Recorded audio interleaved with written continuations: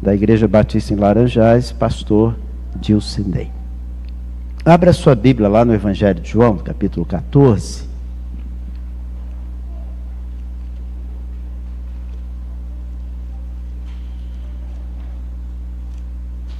João, capítulo 14.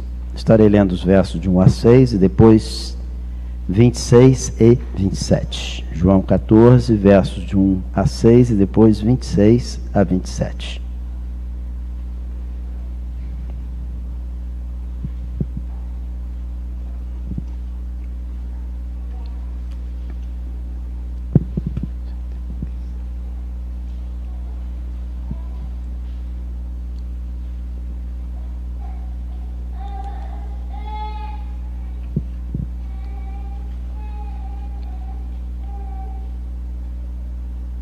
Não se turbe o vosso coração.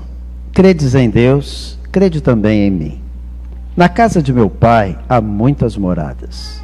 Se não fosse assim, eu vou-lo teria dito. Vou preparar-vos lugar. E se eu for e vos preparar lugar, virei outra vez e vos levarei para mim mesmo, para que onde estiver, estejais vós também. Mesmo vós sabeis para onde vou e conheceis o caminho. Disse-lhe Tomé: Senhor, nós não sabemos para onde vais. E como podemos saber o caminho? Disse-lhe Jesus: Eu sou o caminho e a verdade e a vida. Ninguém vem ao Pai, senão por mim. Se vós me conhecesseis a mim, também conheceríeis a meu Pai. E já desde agora o conheceis e o tendes visto. Versos 26 e 27. Mas aquele Consolador, o Espírito Santo que o Pai enviará em meu nome, esse vos ensinará todas as coisas e vos fará lembrar de tudo quanto vos tenho dito. Deixo-vos a paz, a minha paz vos dou, não vou-la dou como o mundo a dá. Não se turbe o vosso coração. O que o mundo não concede. Há coisas que você não vai encontrar no mundo em lugar algum. Vamos ver algumas, não é? À luz da palavra de Deus. A primeira coisa que você vai perceber, não é? Que no mundo você jamais vai encontrar é a paz que Deus é capaz de dar. Aliás, o mundo não tem paz. Haja vista o esforço, né, que a humanidade faz para tentar trazer paz para o nosso planeta. Um exemplo é a ONU, né? Organização das Nações Unidas, cujo objetivo é promover a paz a nível mundial. Tem conseguido? O mundo tem paz? Há paz no mundo? Não há. E é interessante que Jesus deixa isso bem claro, né? E Jesus sabia das tensões que a humanidade vive, sempre viveu. E ele diz uma coisa muito interessante, diz assim: olha, não se turbe o vosso coração. Crede em Deus, crede também em mim. Por que Jesus deixou essas palavras para os seus? Porque ele sabia, não é? Da tensão reinante entre a humanidade. Sempre foi assim, sempre será assim. Mas por que o mundo não tem paz? Por que esse tipo de coisas? Né? É interessante que ele diz lá no verso 27, deixo-vos a paz, a minha paz vos dou, não vou-la dou como o mundo a dá. Não se turbe o vosso coração, nem se atemorize. E eu deixo para vocês a minha paz, porque o mundo não tem. E você não vai achar. O mundo não tem para oferecer. Por quê que o mundo não pode oferecer essas coisas? É porque, na verdade, nos ensina a palavra de Deus que o mundo jaz no maligno. O mundo jaz no maligno. Você sabe o que quer dizer a palavra jaz? Em outras versões aí está diferente, não é? O que quer dizer a palavra jaz? O que é jazer? É estar, é um estado, não é? Jazer quer dizer descansar, dormir, morrer. Então o que a palavra de Deus nos ensina? O mundo está sob o domínio do maligno. Para que a gente consiga entender isso, é importante definir o que é mundo. Não é o cosmos, e Esse mundo aqui ao qual a Bíblia se refere não é o cosmos, né? O mundo onde nós habitamos. É um estado, certo? Da humanidade realmente dominada por um reino celestial, um reino eterno, um reino do mal, né? Conforme diz a palavra de Deus, dominando as esferas celestiais, não o céu, né? Onde vamos habitar, mas as camadas, como diz a palavra de Deus. Então nós vivemos num mundo dominado por forças hostis, maléficas, e não é preciso ser um conhecedor, né, de teologia para perceber isso aí. A gente vivencia, vê isso aí todos os dias. E alguns textos nos mostram isto aí. Lá em 1 João capítulo 5, verso 19, diz a palavra de Deus assim: sabemos que somos de Deus e que todo mundo está no maligno. Todo mundo está no maligno. Isso não é coisa de crente, gente. Tá? Isso é coisa de pastor. Não. É a palavra de Deus. Você crê na palavra de Deus? Você crê na Bíblia? Se você é um cristão, você crê na Bíblia, não é? E ela nos ensina que o mundo está no maligno. Ele domina. Todos não. Mas está, não é, interferindo no rumo da humanidade. É o que diz o texto aí. Sabemos que somos de Deus e que o mundo está no maligno.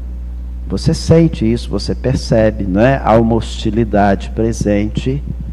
Então o mundo não pode dar essa paz, não é? Que nós tanto precisamos e que tanto almejamos. Fala-se tanto da paz, canções, poemas, mas é uma coisa que realmente o mundo não tem para dar. Você não vai encontrar isso no mundo em lugar algum, certo?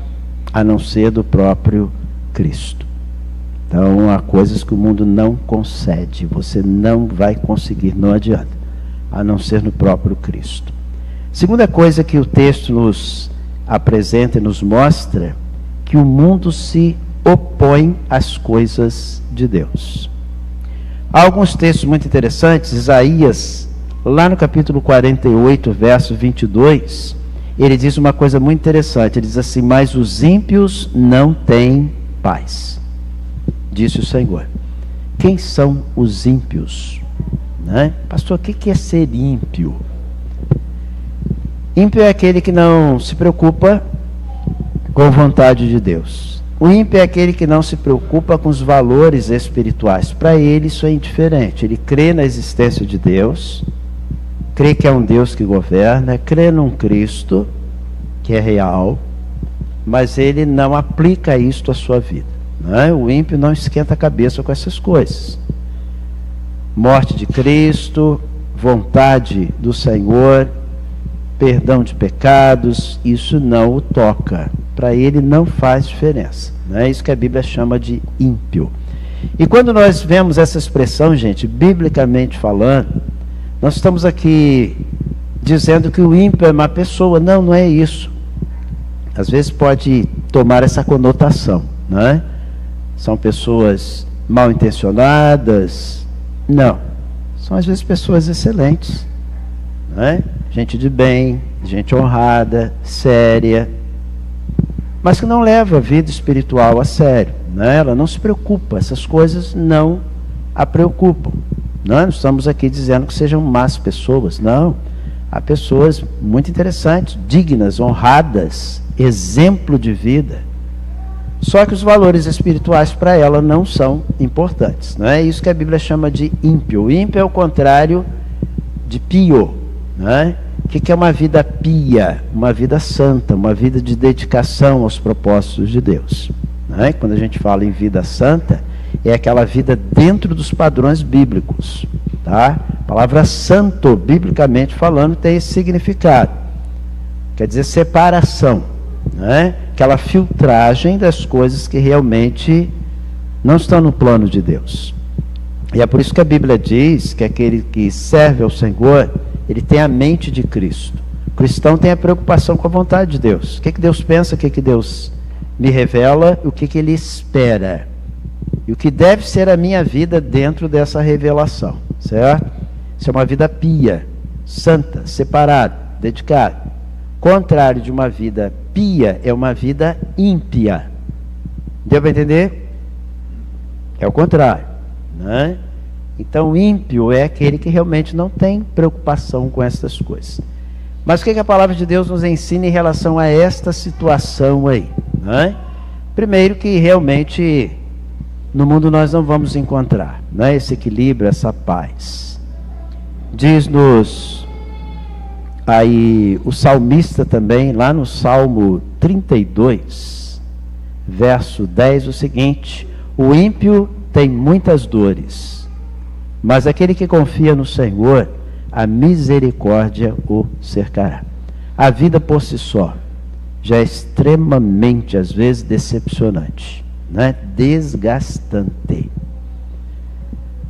Mas quando a gente está fora dos propósitos de Deus, aí a coisa piora mais ainda, não é? Aquele que não está preocupado com vontade e direção divina, a coisa fica muito mais complicada. Por isso que a Bíblia diz que o ímpio tem muitas dores. Por que ele tem muitas dores? Porque Deus não está no controle da sua vida. Deus não tem espaço lá. Deus não tem lugar, né? É por isso que evangelho quer dizer o quê, gente? Boas novas. É como diz lá o texto, né? Aquele que está em Cristo é o quê? Nova criatura. As coisas velhas já passaram, eis que tudo se fez novo.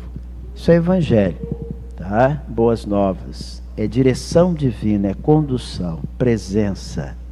Deu para entender? Por isso que o mundo não tem isto, né? Porque o mundo está no domínio do inimigo, que nos ensina aí a palavra de Deus, né?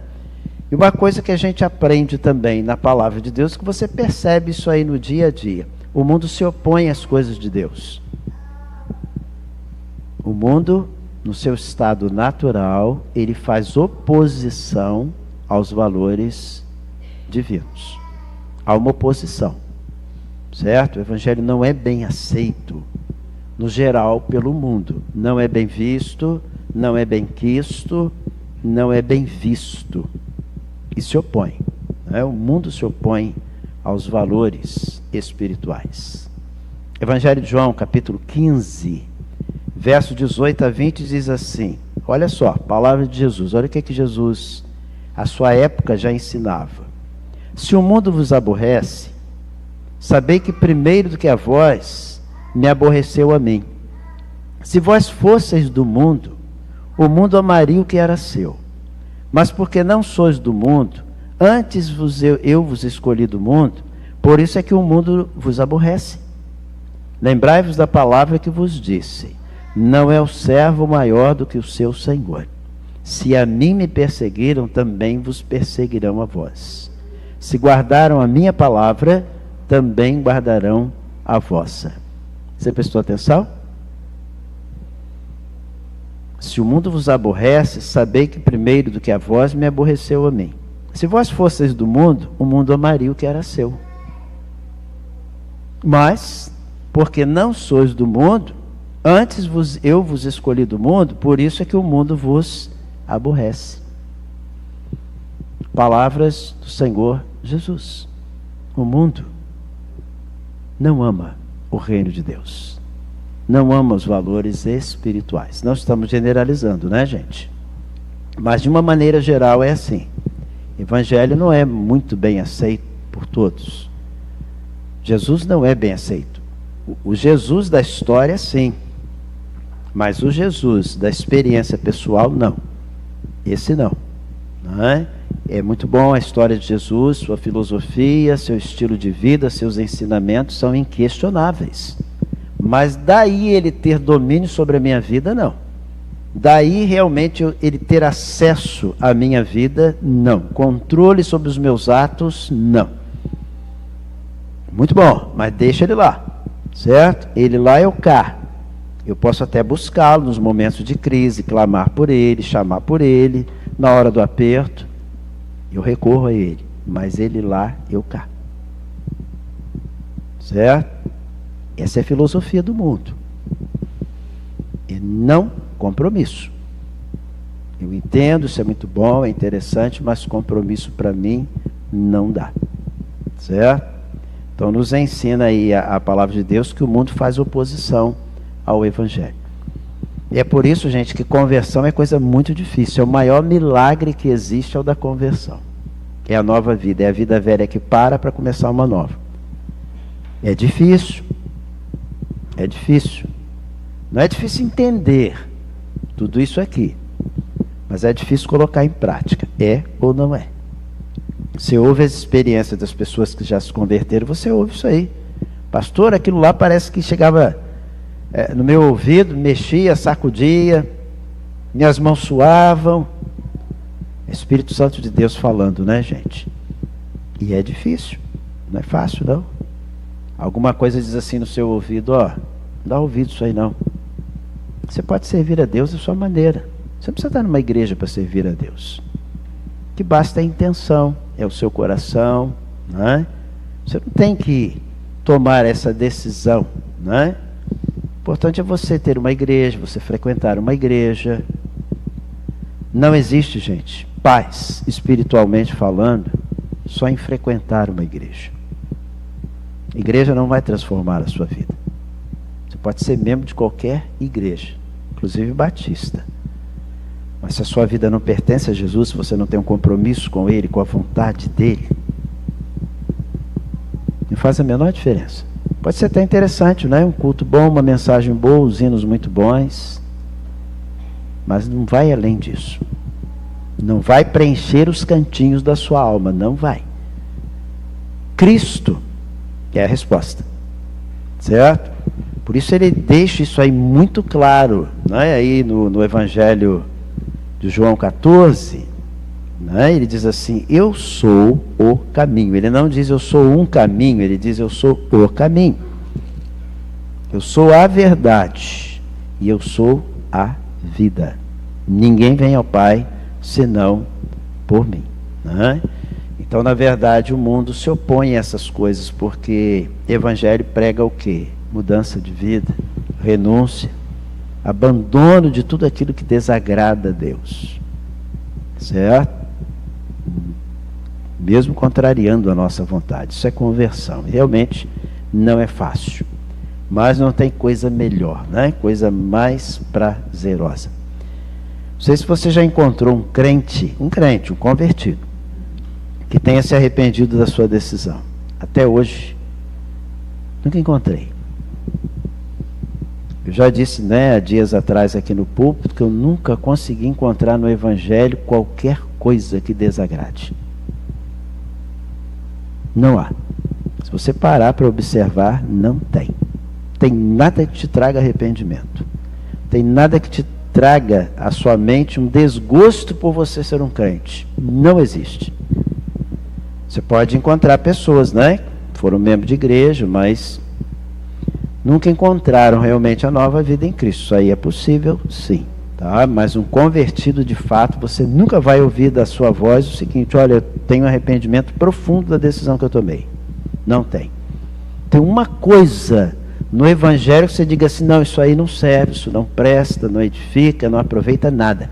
Tudo se aproveita no Evangelho. O Evangelho dignifica o ser humano, coloca-o na presença de Deus e traz Deus do céu para a terra na sua vida. Faz diferença, toda a diferença. Mas, por isso que o mundo não se interessa, né? Porque é preciso realmente decisão, conversão, comprometimento com Deus. Certo? Como disse alguém, uma coisa é dizer que Cristo é o Senhor. Isso aí, até o diabo diz. Até os demônios creem e estremecem, mas não muda de vida.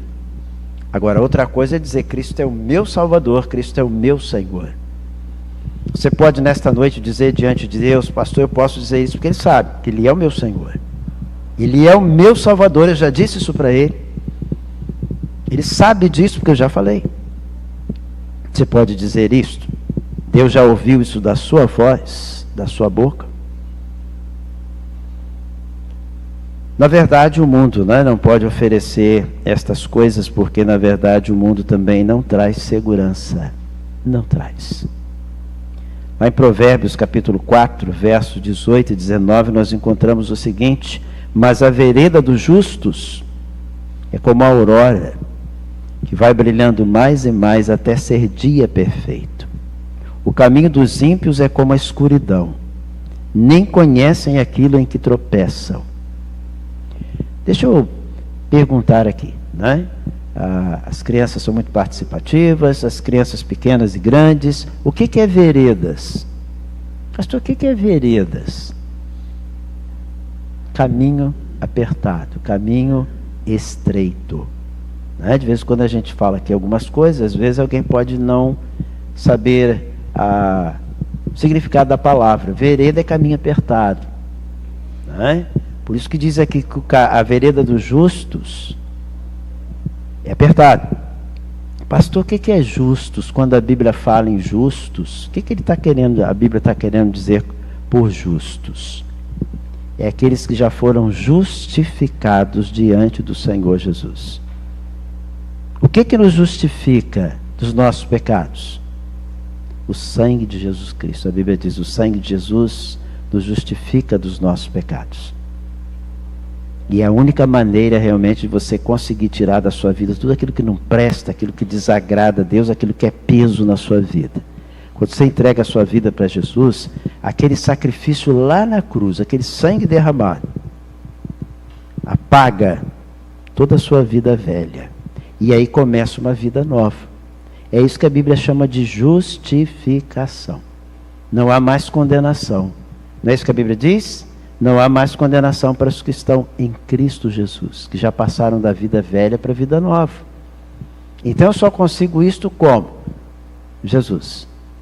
Mas como assim, pastor? Se ele morreu tanto tempo lá, é um ato de fé, certo? Eu não vejo, mas ele está presente, ele é um espírito, ele me ouve, está aqui, certo? E só há uma maneira realmente dele ser ativo na minha vida, é quando eu realmente peço ao Senhor que entre na minha vida. Quando eu entrego, digo: Senhor, a minha vida agora é do Senhor. Controle agora é do Senhor, não é meu. Eu entendo que eu preciso, né? Jesus disse assim: sem mim nada podeis fazer. Por isso que ele entrou no mundo. Por que você acha que Jesus veio ao mundo? Porque sabia que nós não conseguiríamos. Né? Sem ele não há como alcançar essa justificação. É isso que a Bíblia chama de justo. E aí diz o que? A vereda dos justos é apertada. Né? Caminho de quem serve a Deus muitas vezes é apertadinho, mas não tem coisa melhor. A vereda do justo é como a aurora. O que é aurora, hein? Ah, pastor, conheço uma pessoa que se chama Aurora. É o nome também, né? Mas o que é a aurora? Aqui. É o amanhecer do dia, né? A noite vai indo embora, o dia começa um novo dia e com ele vem o quê? A luz vai brilhando, né? Mais e mais até, o que diz a Bíblia? Ser dia perfeito, né? Quando a luz entra, o que acontece com a escuridão? Desaparece. Aquela escuridão lá, gente, da noite faz muito bem, né? Por isso que a medicina diz que a gente precisa de escuro para dormir. Quanto mais escuro, melhor. Certo? Nada de celular, nada de televisão. O escuro faz muito bem. Aquele escuro lá, certo? Mas aqui a palavra de Deus fala das trevas, né? É simbologia aí também de coisas ruins, né? As trevas espirituais. Mas a vereda do justo é como a aurora que vai brilhando mais e mais até ser dia perfeito. O caminho dos ímpios é como a escuridão, nem conhecem aquilo em que tropeçam. Por isso que escuro, gente, é bom para dormir, mas não é bom para estar andando, certo? Andar no escuro não presta não, gente, é complicado. A cabeça que o diga, certo? Joelho, topada e vai por aí afora. Então é muito bom para dormir. Por isso que a Bíblia, né, cita aqui que o caminho do ímpio realmente é aquela escuridão que ele nem sabe para onde está, né? Não sabe onde está nem para onde ele vai. É como aquela filosofia, né? Deixa estar como está para ver como é que fica. E não vai ficar bem, gente. Não vai, né? Você não consegue, não há como. Então essa vida aqui não concede segurança. Não tem como. Uma outra coisa, né, que a gente vai aprendendo aí que o mundo realmente não pode dar, é segurança, esperança de vida eterna. Não tem como. Não há como. Só Jesus. Né? Lá em Judas. Você sabe quantos capítulos tem o livro de Judas? Alguém sabe?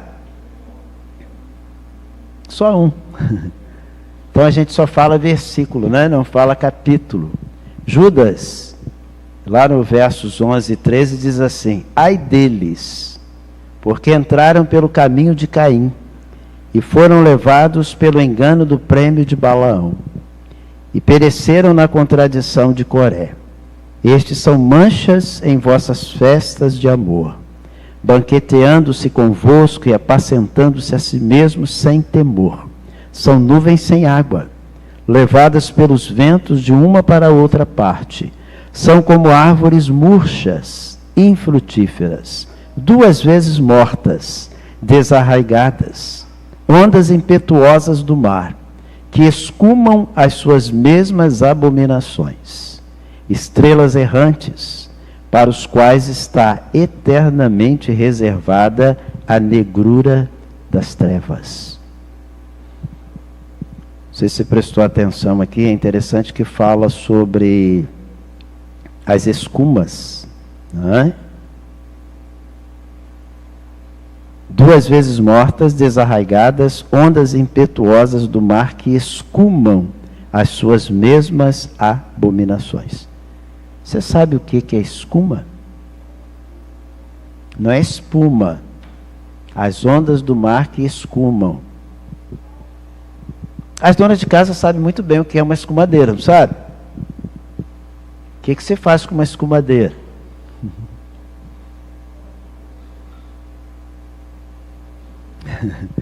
Ah, pastor, é para tirar do óleo, né? É para jogar gordura em cima do pastel, né? Assim? Isso é escumadeira.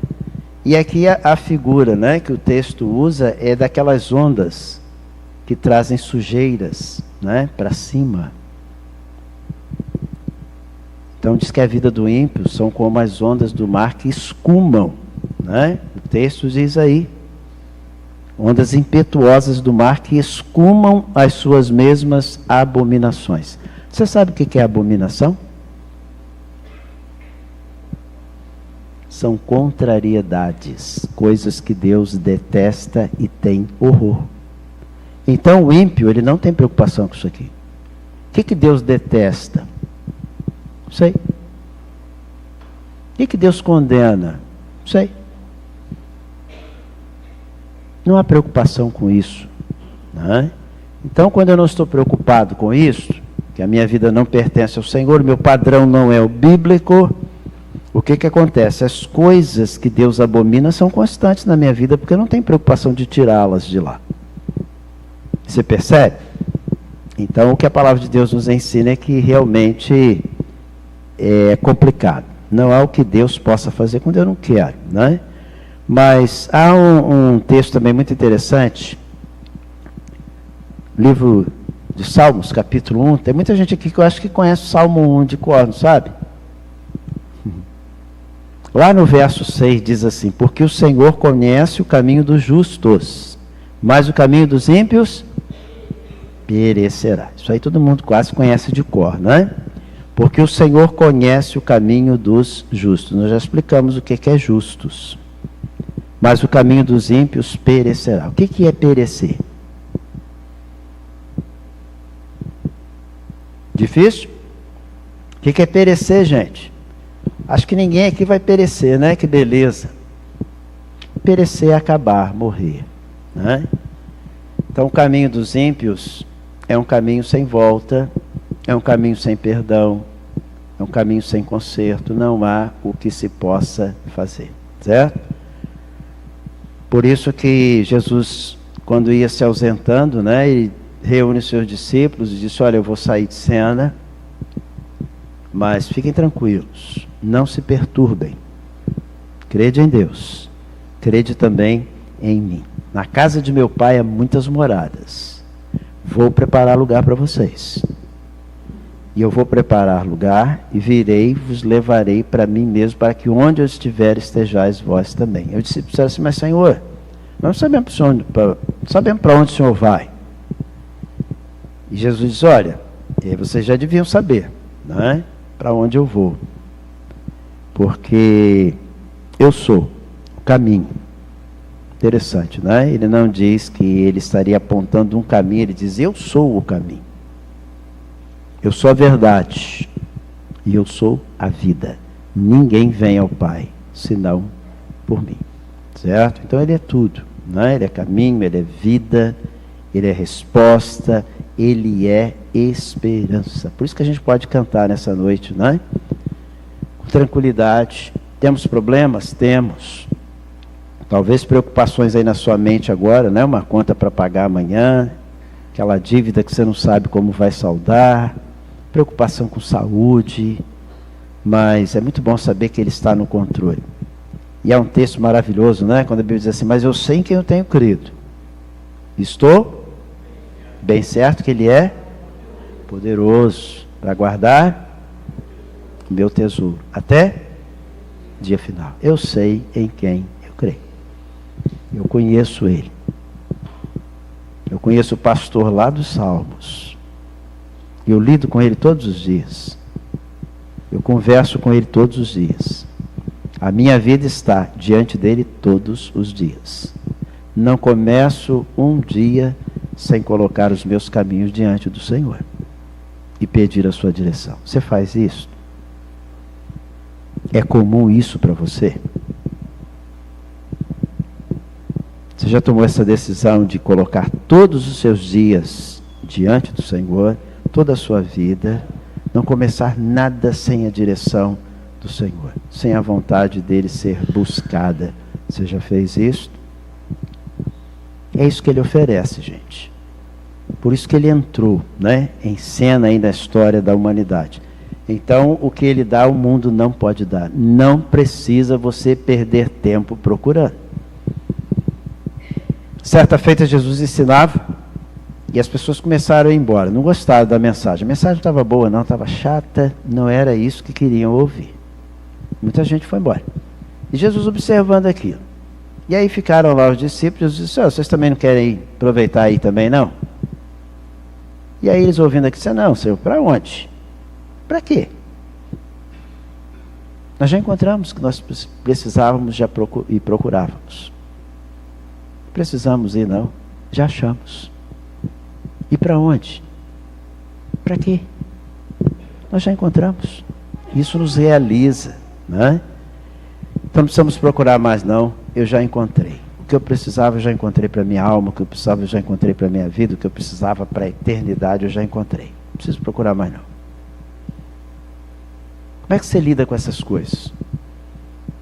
Pare um pouquinho, pensa agora, né? Coloque-se diante de Deus, consulte a sua alma. Gente, a melhor coisa que tem é a gente consultar a alma da gente, a consciência da gente. A gente ouve a mensagem do Evangelho, mas a gente se coloca e pergunta assim: alma, o que você tem a dizer sobre isso aí? Minha alma, fala para mim, como é que você se sente diante dessa revelação do Senhor, não é? Só nós e Deus. O que a sua alma te diz aí? Pensa. Pensa direitinho. A gente traz a lembrança daquele homem que diz assim: alma, tens em depósito muitos bens, né? A colheita foi uma benção. Tens em depósito muitos bens para muitos anos. Come, bebe, folga. Às vezes a gente se comporta assim, né? Parece que a gente vai viver muito, vai desfrutar de muita coisa, e se esquece que vai chegar aquele momento que a gente vai ter que deixar tudo para cá, tudo por aí. E aí aquele homem ouve, né? A voz divina diz assim: louco, esta noite pedirão a tua alma. E o que você tem preparado? Para quem será? Então a gente tem que contar com essas coisas, né? A Bíblia nos ensina aí. Mas é maravilhoso servir a Jesus. Vem para Jesus, você não vai se arrepender. Vem experimentar o que Ele oferece. Tome a decisão. Diga para Ele: Senhor, eu quero isso aí. Eu preciso. Não conheço muito de Bíblia, mas uma coisa eu sei. Eu tenho uma alma aqui dentro. E eu sei que ela precisa de segurança, precisa de estrutura. Eu preciso caminhar cada dia aqui nessa vida com confiança que quando o fim, a trajetória chegar ao fim, eu esteja tranquilo para me encontrar com o Senhor. A qualquer momento, o Senhor pode vir. A minha alma já pertence mesmo ao Senhor, então o dia que o Senhor me chamar aí, eu não vou ser um estranho para o Senhor chegando aí. O Senhor já me conhece, de perto. O Senhor sabe que a minha vida já está nas mãos do Senhor, então tranquilo. Não temo um encontro com o Senhor. Você está tranquilo em relação a isso? Ah, pastor, não tem muita tranquilidade, não. Tenho dúvidas, né? Procuro não pensar muito nessas coisas. Mas pense. É bom pensar, sim. É bom se preparar, né? Porque vai chegar o momento. Mas não temos que nos preocupar com esse momento final, não. A gente tem que se preocupar com o momento atual, né? Diante do Senhor Jesus. Você quer vir para Jesus? Quer experimentar? A gente não pode experimentar por ninguém isso aqui, né? É você que tem que experimentar. Por isso que Cristo te chama, te convida para uma nova vida. Eu sou o caminho. Eu sou a verdade, eu sou a vida. E Ele disse assim: olha, eu vou deixar para vocês a minha paz. A minha paz eu dou para vocês. Mas não é como o mundo a dá, não. O mundo não pode dar. Eu posso. Não se turbe o vosso coração. Crede em Deus, crede também em mim. É o conselho dele, não é? Então diga isso para ele: Senhor, eu preciso, eu quero começar e eu quero agora. Peça isso para Deus aí. A palavra é simples, mas com convicção. Nós vamos orar daqui a pouco, né? Concluindo o nosso culto. Antes nós vamos cantar. Mas antes de cantar, eu gostaria de perguntar, né? A gente sempre pergunta porque é uma alegria tão grande, gente, quando alguém toma uma decisão. Ninguém é obrigado a tomar. Mas quando toma é uma alegria, né? A Bíblia diz que é alegria lá no céu, quando um pecador se arrepende. E a gente sente essa alegria, né? A igreja pede isto, ora por você, espera isso de você também, a sua decisão. Queremos ver você lá na eternidade junto conosco. Isso não é propriedade da Igreja Batista. Nós queremos um dia chegar lá e ver você lá com a gente. Isso há um caminho a Jesus, né? Por isso que é alegria quando alguém toma essa decisão. Há alguém nesta noite, menino, menina, jovem, senhor, senhora, adolescente, esteja pedindo isso a Deus agora aí. Eu gostaria de agradecer a sua decisão. Há alguém? Vamos tentar? Ao olhar para a cruz, né? E esse hino, gente, quando diz ao olhar para a cruz, não é a cruz da parede, não é a cruz do pescoço, né? É a cruz de Jesus da cruz, né? Cruz sem Jesus não funciona. Mas Jesus não precisa de cruz hoje mais, né? Ao olhar para a cruz, quer dizer, os propósitos da morte de Jesus. Vamos cantar?